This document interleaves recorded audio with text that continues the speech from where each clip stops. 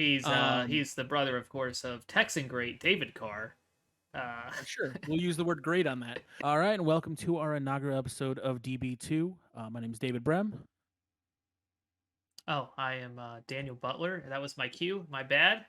Thank you so much for clicking this video, and we're gonna be talking rookies today with best friend for what was the number that we did? Yeah, Like we 20? just figured it out. 21 years. Oh my goodness. 7th grade. Best man at my wedding as well. I know you said you want to talk about that right off the bat. So, Oh yeah, we'll talk about how bad I butchered the best man toast. That was not my proudest moment. Yeah, that's all right. But yeah, we're talking rookies today, so let's go ahead and let's just dive into it. We're not gonna waste any time given that backstory, unless you want to talk more about that. But I think we don't need to get back into that. I just figure you'll get me back one day. Yeah. So let's get to the guy that I want to talk about pretty bad. And that's Ja'Marr Chase. And my dynasty was really weird. He actually went 2-1 in my league, which is crazy. It's a 10-team dynasty. It's pretty small. But I cannot believe, even in redrafts, how low Ja'Marr Chase is getting drafted. I've been in 2. Both of them, he was the 3rd Bengals wide receiver drafted. And to me, that's insane. Like, I'm just looking at this from a purely human point of view. You've got Joe Burrow, who lit it up when he was healthy last year, and now he's got a guy he trusts out there. Why would you not want that guy on your team? Yeah, I mean, I actually drafted him as my 4th wide receiver, so I actually got him decently late as well. So a lot of people are, because of maybe not as great as preseason as you would hope coming in, but you got to remember, like, okay, so you have. I personally think he is around that Tyler Boyd number, but I was looking this up, and they run 3 wide receiver sets almost every single play. So yeah, and I love it when your numbers back up what I thought without knowing anything. Auden Tate is not going to see the field much. All right, so you obviously have T. Higgins, you have Ja'Marr Chase, you have a Tyler Boyd. They're going to be on the field every single snap almost. The offensive line is a little bit better. It's not great. I'll admit, the Cincinnati Bengals is not great. But it's not the worst. They did. I think their 2nd round pick was a guard. They're hoping to move to tackle. So they have made improvements on the offensive line. If it can hold up, I'm a huge Joe Burrow fan. I think he is going to be absolutely amazing. I don't know if it will be this year, but I think in the future, he's going to be incredible once the offensive line gets shored up. So I think I'm actually high on the Cincinnati Bengals offense, assuming the offensive line. I think it will be a little bit better. So he's going to be on the field every snap. You're going to have somebody. He's getting taken right now. I think he's like the 30 to 35 range, wide receiver wise. And how far okay, I'm gonna look at the wide receiver. So Tyler Boyd is below him on what I'm seeing here. So I'm gonna go I'm just going by what I've seen in drafts. So but it's right there. He's right there. So Kenny Galladay is below him. You definitely taken Ja'Marr Chase over Kenny Galladay. Cortland Sutton out of Denver. Absolutely. Brandon Cooks out of Houston. Okay, I'm going to go ahead and tell you, Brandon Cooks at wide receiver 34 is absolutely terrible. You do not draft Brandon Cooks. Unless the Houston offense is going to be absolutely atrocious. That is the worst team in NFL. And I'm a Texans. I can't remember. Isn't it? Is Tyrod, right? He will be. I think it's gonna. I mean, I don't know what Deshaun, but I don't know what's going on. And they might sign Cam Newton. I know I don't want Cam Newton. I'll be honest. I don't. Even if Deshaun was back, I don't want Cooks. Well, okay, if Deshaun's back, I don't know. He's amazing, but we'll see. I don't know if he'll be back. But yeah, Brandon Cooks. Okay. So I'm going a little bit down. So you probably nobody down below. I know Antonio Brown. A lot of people are high on. He's a little bit lower. I did pick him late in the draft. Yeah, if you can get him later, he's definitely interesting. I know a lot of people are high on him. But, okay, here's the wide receivers above him. So now we're getting into the better category. All right, taking above Ja'Marr Chase. And again, PPR I'm talking about, but it's kind of similar. I was looking at they're not too different. Robbie Anderson. Would you rather have Ja'Marr Chase over Robbie Anderson? I'm going Chase. Okay, so Jerry Jeudy, Denver, wide receiver. I'm still going Chase. Juju Smith-Schuster out of Pittsburgh. That's an interesting one because he has the ability, obviously, to be a huge steal. At that point, because I'm trying to enjoy fantasy football, I'd probably still take Chase, but that might not be the smart decision. Okay, so he's still probably in the same tier, but again, it depends. It depends on what you're. Yeah, it depends. Okay, so I was and here's the thing, and that's a weird one, but like I know T. Higgins is a few spots above where you're looking right now. I would take him all day ahead of T. Higgins. Okay, All so day. I'm gonna go quickly now to Odell Beckham Jr. He's above Juju. I can't stand Odell Beckham Jr. I I don't want don't any I part don't of him. understand how I'm gonna be honest. Odell Beckham, I hope he does well. He was amazing in New York, but I don't understand this whole idea that he has this high ceiling.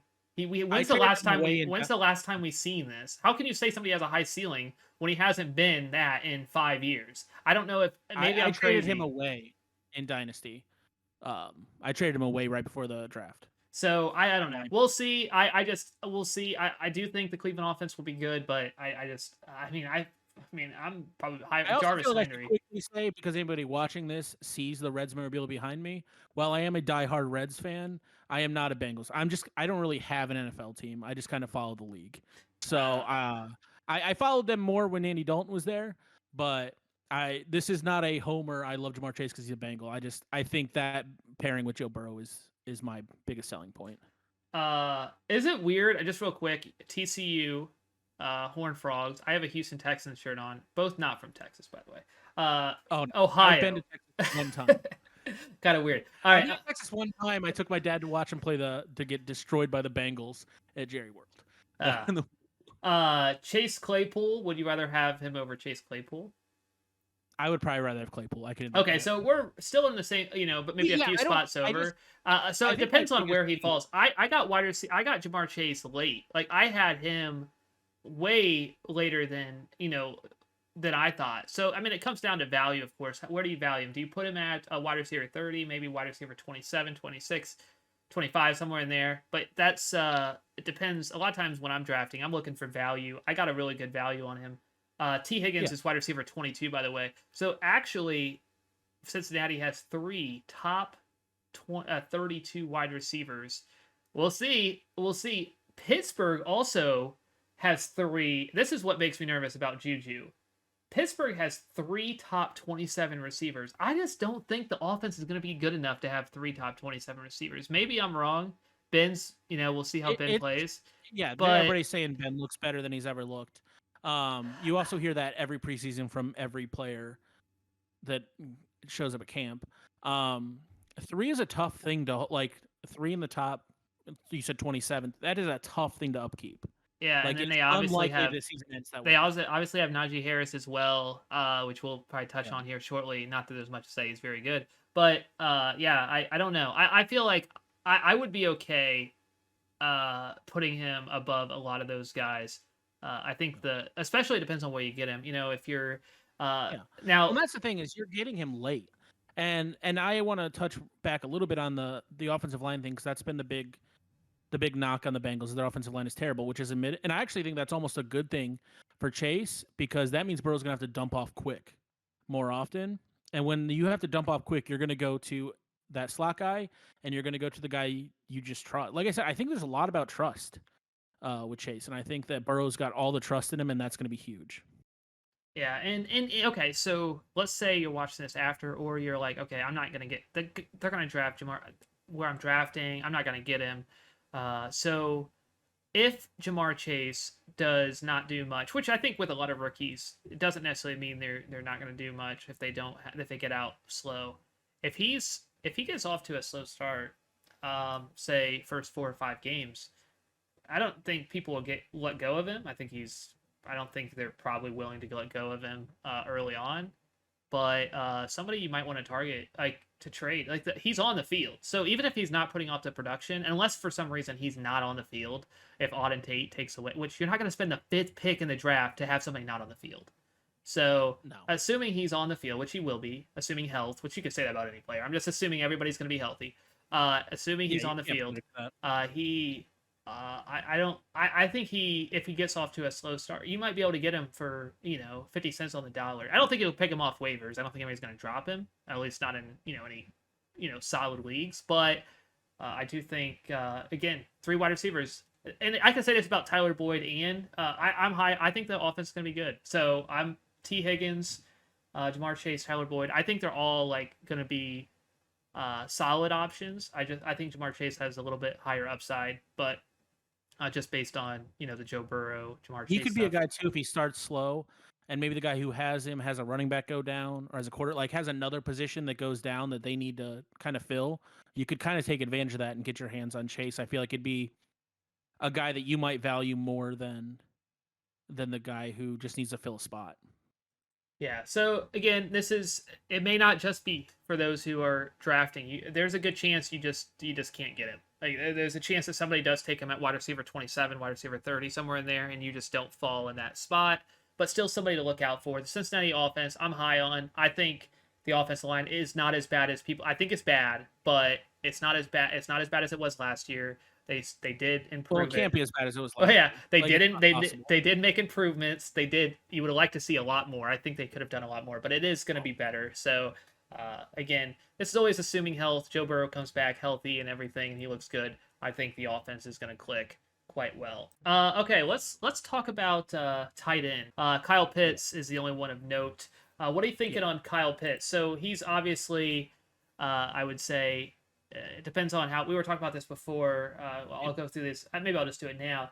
Travis Kelce last year played 15 games and was easily the number one tight end in football. So Darren Waller wasn't too far behind. He played 16. So yeah, depending on who you talk, and Kittle only played like 8 games, I think 8 to 10 games. So he played 8 games and still was tight end 19, which is wild. But you have those tight ends there, and based on his production, Kittle, if you doubled that because he played half of it, he would have been tight end 3. So, but Travis Kelce's still clearly number 1.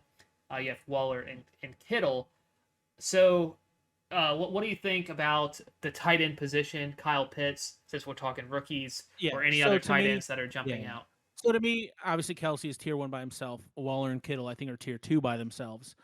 I have Pitts in like kind of a tier 3 by himself. And then you get into Mark Andrews, Hawkinson, those guys in a tier 4. I just think Pitts is going to be a stud, and we don't know anything. That's the problem with rookies. Is I'm saying this very confidently that I think Pitts is going to be a stud.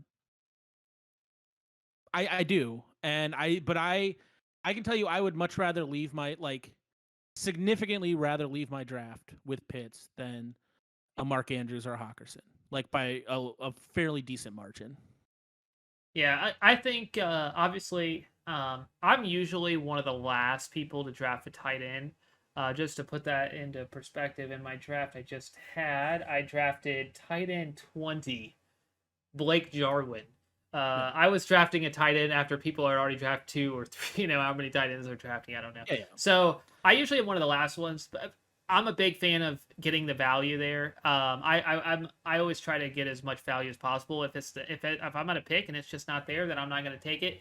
But Kyle Pitts, I do think Mark Andrews, Hawkinson. Pitts obviously has tremendous upside. Atlanta offense. I feel like when you look at Hawkinson, your quarterback is Jared Goff, and I'm not a fan of Jared Goff. Mark Andrews, I think, will be good in Baltimore, but and Kyle Pitts here in Atlanta. So those are your 4th, 5th, and 6th tight end, however you want to put them out. I think this is a situation where you need to decide: do you just need a solid amount of points every week from your tight end? Then yeah, you probably should go Mark Andrews. But if you're looking for a guy who could end up being, who at the end of the year we could say, hey, he has solidly made his way into that second tier with Waller and Kittle, then take the shot. I'm more of a take the shot guy, because I'm either going to get a good deal on Pitts in a redraft league, or I'm going to wait until not necessarily as far as you waited for tight end, but I'm going to wait a little bit lower in like the Higbee Tanyan route. Like I will not end up with Mark Andrews or Hawkinson or any of those guys in any draft, but I like the upside and the potential that comes with Pitts. Yeah, so if you had to say, if you had to predict the future, and you said tight end 1 for the number 1 tight end scoring for the 2021 season, okay, I'm going to say it's Travis Kelce, and I'm going to put a lot of money on that. But can we go to 2? What about number 2? So obviously, if I had to, I think it'll be Kittle. I would say Waller or Kittle. Obviously, those are the 2, and those are the tight end. That's not really going on a limb. But if you said there is a tight end, the second overall tight end in points, was not Kittle or Waller. If you knew that, I think there's you no would question you it'd be would Pitts. think it has to be probably Pitts, Yeah. right? There's a chance there could be a huge amount of touchdowns on these tight ends like Hawkinson or no, okay, the Detroit Lions aren't scoring a lot of touchdowns. A lot of touchdowns with Mark Andrews that could put him as tight end too. But I do think the odds of that happening is much smaller because I think that's probably Mark Andrews. I actually really like. I like the way that the Baltimore offense looked, but I think I still think the upside's a little bit higher with Kyle Pitts. I don't know why I'm so mean towards Jared Goff. I just feel like I You don't. were I you really were don't not like you were Jared not Goff. excited about him in prep either. It got I me. I I didn't don't realize know. the disdain. But this is also I think the Los Angeles Rams offense is going to be so good because I think Jared Goff was so bad and I think Matthew Stafford was underrated. So I think uh I don't like Jared Goff so much that I think the Rams offense is going to be really good because I would now they take got rid of I would Jared go a Goff. step I will go a step further with Pitts. I think if you just I think right now I think he's going to end the season as the number 3 tight end. I think it's going to go Kelsey, Kittle, Pitts. I think he's going to Why? pass Waller. Why? What's the issue with Waller? You not sold I on Vegas I'm not or sold on it. I'm not just not sold. Yeah, there's the quarterback situation I think is overblown. I think Carr is fine, but I think it's overblown. Um, he's the brother, of course, of Texan great David Carr. Uh, sure, we'll use the word great on that. Um, uh, yeah, I'm not sold on the whole situation. I just I would never. Waller's another one of those guys that I'm never gonna end up with because of where he's getting picked. But if you were forcing me to put money on it right now, I'd say the season's third tight end. yeah, I still think I would. I mean, draft. I mean, obviously if you're able to draft all these, at whatever spot you want to, like if you're like, yeah, you can Yeah. get Kittle at a great spot or you can get Waller at a great spot. I'm gonna Yeah, I take got the Kittle in value. one league, and that's because he fell to round 3 Yeah, somehow. like if you get the value, you're always, I get that. You're going to the draft. You're like, okay, I've read the manual. It said running back, running back, running back. I read it. That's what it told me I'm supposed to draft because running back, you need running backs. But then you get to the end of second round and you have the number 3 wide receiver, and you're like, wait, I feel like this guy's supposed to go at the beginning of the second round and he's here at the end of the second round. Like, when do you like say like, okay, I know it says to draft a running back, but I'm gonna draft, or Kelsey falls, and you're like, I know I'm supposed to take a running back here, or I'm supposed to take Devontae Adams. Oh, okay, you probably take that, but you're supposed to take a wide receiver, you're supposed to take a running back, but they fall a little much. So you always have to keep changing throughout the draft, keep evaluating. But I do think a lot of these tight ends, when you're talking about it, you have a clear class of tight ends that if you don't get one of the top guys, it's a crapshoot. If you look at the Oh yeah, tight ends from last year, Travis Kelsey was number 1 tight end. We'll just go tight end number 10. That's the easy number. And actually 8, 9, and 10 are like all the same amount. Gronk, Fant, Hayden Hurst. That's number 8, 9, and 10. Travis Kelsey scored more than twice as many points as all of yeah. those guys. So, and Waller even wasn't that far off of those guys. So, and they all played 16 games, and Kelsey only played 15. So there is clearly a huge disparity between tight end, and that's why a lot of times you'll see Kelsey go so early. Tight end, you don't think is that usually that valuable, but because tight end is in this case, you have such a big Well, and advantage. it If takes us back to the years where Gronk was like significantly better than every other tight end on the board, or those years when Jimmy Graham and Antonio Gates went, and then you didn't take a tight end until like the 15th round. Like there are times where there are people who are just so much better at their position than everybody else that they're worth drafting higher than you would normally draft that position. even if the points, yeah, even if you don't think the points like translate, like the fact that you're always going to have a 5-point advantage every week, 5 to 10 points. Yeah. You're like, I have an advantage at this position that they have to make up in other spots because of the tight end. You're not going to get that advantage anywhere else. You are giving up some other stuff, maybe, obviously, if you're drafting that early on a tight end, but you are going to have a clear advantage every single week at tight end, and you can't really say that about any other position. And that's why I think some of these guys go so early because there is such a huge advantage. The last thing I want to talk about with tight ends is there any tight end that you think has the chance to be top I won't say top 3 or top 4 because I think that it's tough to get into that range. But top 5 or 6 that you look back and you're like, okay, they're not going to be in Kittle or Kelsey category. Nobody's going to be up there, but could be in that 5 or 6 range that is you're going to get a little bit later than that. I do. I like Robert Tanyan a lot in Green Bay. And it kind of is the same reason I like Jamar Chase. I feel like Rodgers trusts him. He was, and this is the one number I know, 20% of his catches last year were touchdowns, which obviously is not going to hold up. But that shows me that when it comes crunch time and it comes down in the red zone, that Aaron Rodgers trusts him. And Aaron Rodgers is a pretty good guy to have trust you in the game of football. If you know that one of the best quarterbacks ever is looking for a guy in the red zone, he's not going to score. 20% of his catches are not going to be touchdowns. That's not feasible to happen again, probably. But it's just a guy that I'm a big believer in. This quarterback trusts this guy in big positions. Yeah, and like you look at the where he's drafted, he's being drafted as around tight end 10-ish. So I think 10 to 12. I think so. Last year he was tight end 3. So even and that was the touchdown. Yeah, thing. It was. But Aaron Rodgers, let me check my notes. Good at football. Check. Fairly decent at the game of football. He is good. So I feel pretty good that that offense is going to be good, and there's going to be touchdowns scored. Which I don't know if I could say that about Jared Goff-led Detroit Lions. Okay, I had to throw in one more jab. Well, here's my thing: is the guys going ahead of him, like Higbee and Fant and Logan Thomas in Washington. Like, I'd rather have him than those guys, especially getting him as late as you can get him. Yeah, Fant 7, Thomas 8, Goddard is 9, and then you have Tanya, Higbee. You have that sort of group. So yeah, one guy that I would say is, I know they have 2 tight ends there, but because one of them is banged up, and they paid a lot of money. I mean, they spent a lot of money in free agency. New England. All right, we now know that their quarterback will be Mac Jones after letting go of Cam Newton.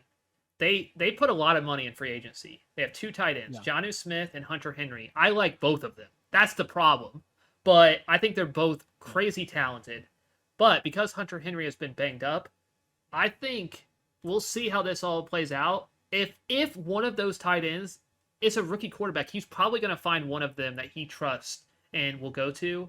I would not be surprised if we see a Jonnu Smith or a Hunter Henry. I'm going to say Jonnu Smith based on what we've seen in preseason and Hunter Henry being a little banged up. I wouldn't be shocked if Jonnu Smith puts up top 5 to 6, let's say 5 to 7 tight end potential. That's not saying a whole lot because the tight end, again, is kind of all a mess. But I really think those are really talented tight ends. And getting talent at tight end 13 or 15, I think those guys are more talented than a lot of guys above them. It doesn't mean they're going to produce, but I think they're both very talented. And there's 2 of them. That's a problem. Yeah, I completely agree with you on Jonnu. I think Jonnu is clearly the one you would want in that situation, mainly because of the banged up and like because I like Henry. I liked him the last couple of years. He didn't do a ton, but he was always kind of there. And Banged here's up. like you said, it's about value. Like even if Jonnu Smith doesn't end up 7th or 6th, even if he ends up 10th, that's probably a difference of what 5 points over the season.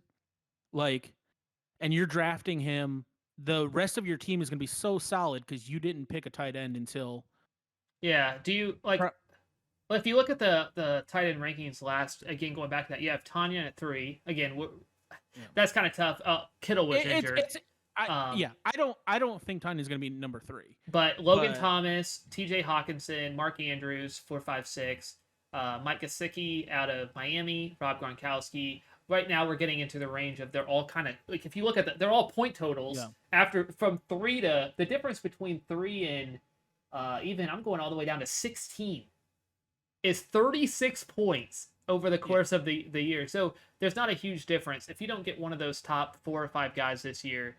Even Mark Andrews, we talk about Mark Andrews and Tanyan was much lower. As good as Mark Andrews we think he could be. there's really not the difference between Mark Andrews and Jonnu Smith last year was 30 points, and Mark Andrews was tight end 6. Jonnu Yeah. Smith was tight end 16. Yeah. So the difference between them is not much. So if you can wait on tight end, Fill if up the you rest of your then team. fill out the rest of your team. I do think Mark Andrews is significantly going to be better than I think more than 30-point difference even. I think he'll be good this year, but you're also paying a premium getting him at tight end 4, tight end 5, tight end 6, somewhere in that range. I just can't see myself ever drafting Mark Andrews at that range based on what he did last year, and we'll see. I do like Baltimore's offense. So I think we just have to talk about kickers now and wrap it up. Is I there? I told you the one thing I will not talk about is kickers. Here's my kicking expertise. Pick somebody that kicks in a dome. There we go. That's all I've got for Well, yeah, you. there was That is literally how I go into drafts. I pick the number one kicker on whatever site I'm drafting on, whatever their number one kicker whose home games are in a dome. That's as far as I think about it. where is Quinn Nordin? Did you see that Quinn Nordin out of New England? He was like looking for jobs or something. He did, and then he ends up getting signed by New England. He actually beat out Nick Folk. I think that was a pretty cool story. So there you go. Patriots pick rookie Quinn Nordin to be their kicker. So I thought that was kind of cool. He does not kick in a dome. He will not be on my team. Probably not being drafted, but if you want, honestly, I'm going to be honest with you. Your kicker is probably not going to win or lose you a fantasy football game. No, it might actually, but you can't predict it. So I've run one fantasy league in my entire life, and you were part of it. And we didn't have kickers. That was I'm like, listen, I will start a league. People wanted me to start a league. I will start a league. I refuse to have kickers as a position on my fantasy team. Because here's the thing, they don't matter, and I've also seen them like win like weeks. Like, oh, this game was decided by 5 points, and somehow the kicker scored 10 points this week, and I never want it to come down to that. So there's my kicker analysis for the whole season. Quinn Nordin out of Michigan. So he's undrafted. If you wanted to know, Quinn Nordin. There you go. Keep an eye on Quinn Nordin. I think that's a great way to end it on a Quinn Nordin. Fun fact there. I saw that. I want to know how many other fantasy shows even talked about Quinn Nordin. I can't imagine there's a single one that even have him on his radar, and he might win you a fantasy league. So, how sad is that to think that fantasy leagues are won or lost because a kicker makes a 50-yard field or misses? Yeah. I'm actually in one league, and I hate it. That if a kicker kicks a 50-yard field goal, it's 8 points.